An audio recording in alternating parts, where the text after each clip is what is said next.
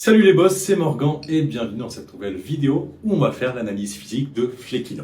On va commencer par une analyse plutôt osseuse, puis après on passera sur l'analyse musculaire et enfin je te donnerai des conseils adaptés en fonction de sa morphologie. Je suis personne pour donner des conseils à Flequino, il sait très bien ce qu'il fait et d'ailleurs il a fait une sèche démentielle récemment, franchement très très propre.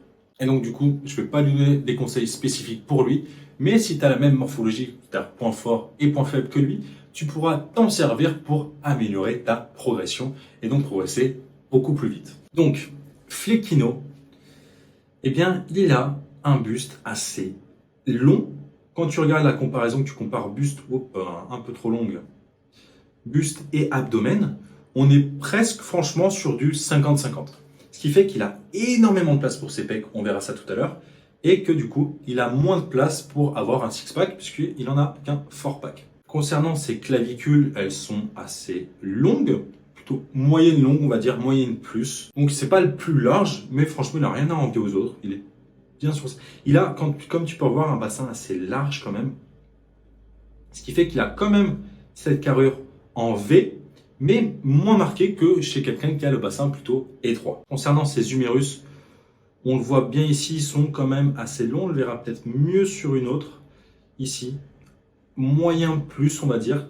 Avant-bras, peut-être un peu compliqué sur celle-là. Ouais. Humérus, assez moyen. Et avant-bras, ouais, un peu moyen plus, on va dire. Ils ne sont pas super longs. Sûrement dû parce qu'il y a une bonne galbe musculaire. Ce qui fait qu'ils paraissent un peu moins longs. Mais, ouais, on va dire, ils sont plutôt moyens ces humérus et moyen plus au niveau de ses avant-bras. Donc, honnêtement, bonne génétique à ce niveau-là. Concernant bien, son bas du corps maintenant, il a des fémurs moyens et des tibias assez moyens également. Donc concernant l'aspect musculaire, bien au niveau de ses pecs, ça prend presque tout l'espace. Comme tu peux voir à ce niveau-là, bien, alors j'ai un peu caché, mais au niveau du milieu de ses pecs, ces deux pecs se touchent presque. Il y a très peu de tendons à ce niveau-là. Donc franchement, très esthétique, très bien. Ils prennent énormément de place, clairement un point fort sur cet aspect-là. On a parlé tout à l'heure, mais un fort pack du fait qu'il a un abdomen assez petit, assez court. Concernant ses deltoïdes, il a des bons deltoïdes, pas forcément un point fort. Du fait que ses pecs en soient un, forcément ça, il y a une compétition dans l'activation et dans le recrutement lors des exercices. Mais franchement, de très bons pecs. Ensuite, concernant le grand dorsal, il descend super bas. Franchement, clairement un point fort. Sur cet aspect-là, c'est nickel. Par contre, au niveau de son trapèze supérieur, tu vois, sur cette zone-là, il y a vraiment une partie très tendineuse au niveau bien de la colonne, ce qui fait que son trapèze supérieur n'est pas un point fort, pour sûr. Peut-être même un point faible, ce qui peut être rare. Souvent, c'est l'inverse. Enfin, souvent, c'est l'inverse. C'est rarement un point faible, en tout cas, le trapèze supérieur. Au niveau trapèze moyen et trapèze inférieur, bonne génétique, pareil. Il n'y a pas l'air d'avoir trop d'espace tendineux. Donc c'est pas mal sur cet aspect-là, franchement. Mais vraiment un grand dorsal, clairement un point fort. Là on voit un peu mieux au niveau de son deltoïde, où il y a une insertion quand même assez haute. Il y a un bon galbe d'épaule tout de même, mais c'est pas forcément un point fort chez Flequino, malgré qu'il les ait très bien travaillés. Au niveau deltoïde postérieur, pareil, vraiment pas mal, bien travaillé. Maintenant, concernant ses bras, tu vois que sa longue portion, elle descend super bas. Son vaste latéral, c'est un peu différent, mais ça c'est normal. Le chef long descend bien plus bas que le vaste latéral dans la majorité des cas. Ça se voit très bien aussi au niveau du double biceps. Le triceps, la partie triceps que tu vois en double biceps, en fait c'est ton chef long. C'est la partie interne de ton bras et ton vaste latéral, tu le verras bien de dos. Tu sais globalement la partie qui est ici. Et donc, au niveau de ses biceps, il a un bon galbe. Ils sont plutôt courts. Au début, j'hésitais, mais du fait qu'il a une masse très importante au niveau de ses avant-bras, ça fait que ça rend plus épais et que ça comble un peu ce manque tendineux au niveau du biceps. Au niveau de ses avant-bras, du coup, on l'a dit, énormément de masse musculaire. Tu vois que ça descend très bas au niveau de son poignet. Ça prend peut-être 60, c'est peut-être un 60, 70, 30.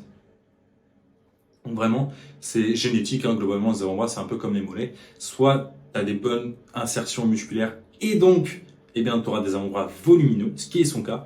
Soit, eh bien, tu as l'inverse, par exemple, je pense à Nassim, qui a une très mauvaise génétique pour ses extrémités, donc soit tibia et avant-bras. Mais là, chez Fleck, eh bien, c'est totalement l'inverse, en tout cas pour ses avant-bras. Il y a des avant-bras super bien développés, ce qui fait qu'il a des bras vraiment très harmonieux. Donc franchement, très très beau physique et de très très bons bras.